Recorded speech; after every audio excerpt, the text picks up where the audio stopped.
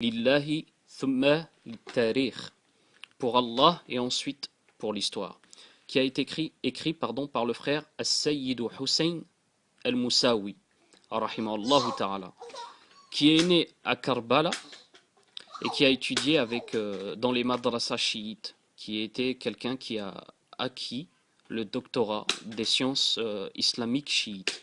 Donc ce n'est pas n'importe qui. Il était proche de l'imam al-Khomeini, il a vu les savants chiites de l'époque, etc. Donc cette personne, As-Sayyid Hussein, était chiite et s'est repenti et est ensuite devenu sunnite. Et je vous demanderai à tous d'attendre la fin de cette vidéo, car je vous dirai une chose qui est très très importante concernant ce frère, mais aussi concernant les chiites, et vous allez vraiment tomber de haut. Je ne vais pas vous lire tout le livre, je vais revenir sur seulement 2 points, Inch'Allah ta'ala. Le premier point, donc, c'est à la page, que je me rappelle bien, à la page donc 35. Voilà, 35. Excusez-moi, je tourne les pages.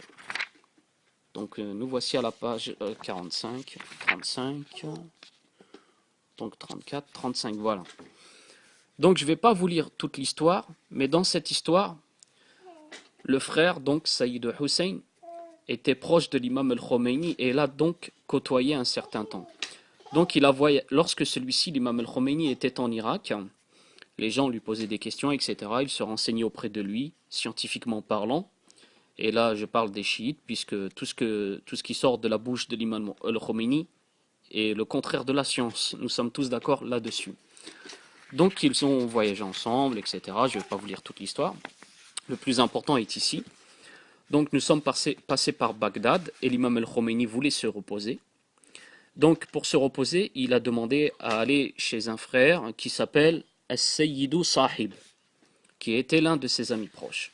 Donc ils sont arrivés pour Salat d'Or, ils ont mangé, il y avait du monde, des questions, etc. Le soir, la Isha, ils ont mangé, etc. Tout le monde est parti, il restait la famille, et donc sa fille, la fille de Sayyidu Sahib, l'ami de l'imam al-Khomeini, l'ami irakien. Et il a remarqué sa petite fille qui avait entre 4 et 5 ans et qui était très belle du visage.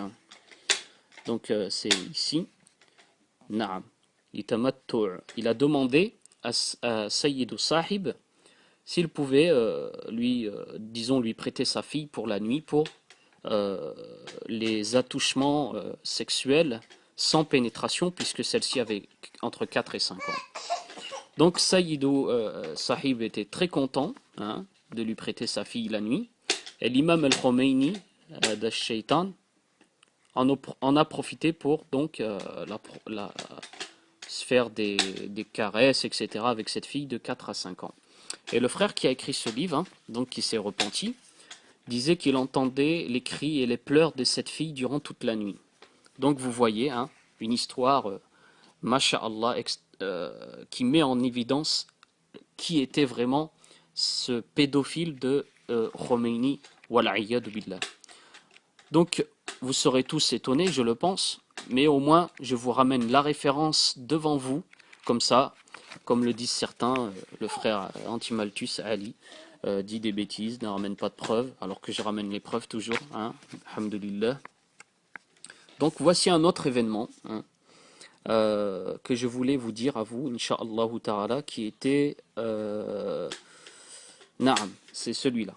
Donc l'imam al-Khomeini fait donc la confession suivante à Sayyid Hussein que l'un de ses rêves serait de détruire la Mecque et El Médina pour faire que la Terre Sainte soit donc, la nouvelle Kaaba, soit à Karbala.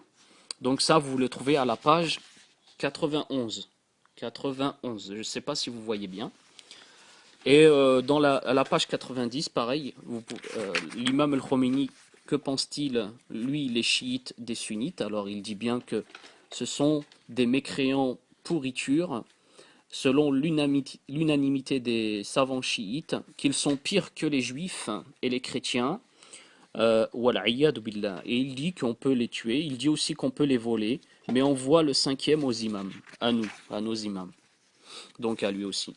Donc ce livre-là, masha'Allah, est un sucre pour les sunnites, qui met en évidence la vérité les concernant. mais c'est aussi de l'acide sulfurique pour le chiite qui le tiendrait entre ses mains. Le chiite qui tient ce livre entre ses mains peut fondre.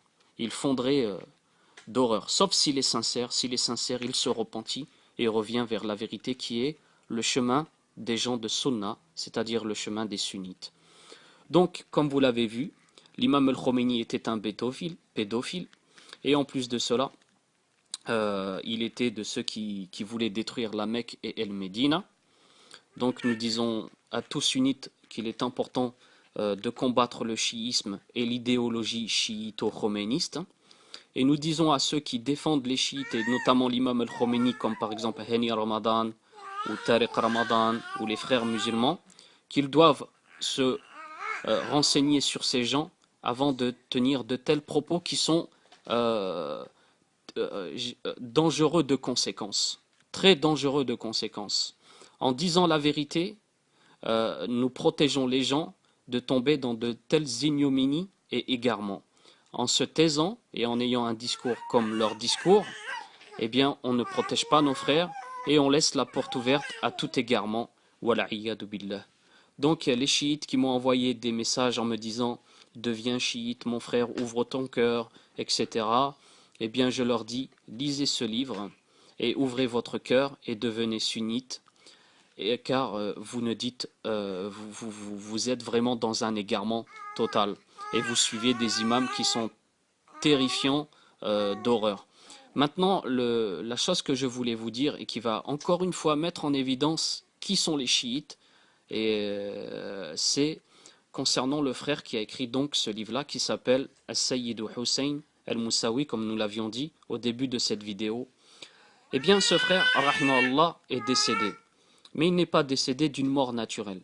Ce frère-là, lorsqu'il a écrit cette histoire, les proches de Khomeini l'ont su, et ils lui ont dit, surtout n'imprime pas cela, ne dis pas cela, ce que tu as constaté, cette vérité, sinon tu auras des problèmes.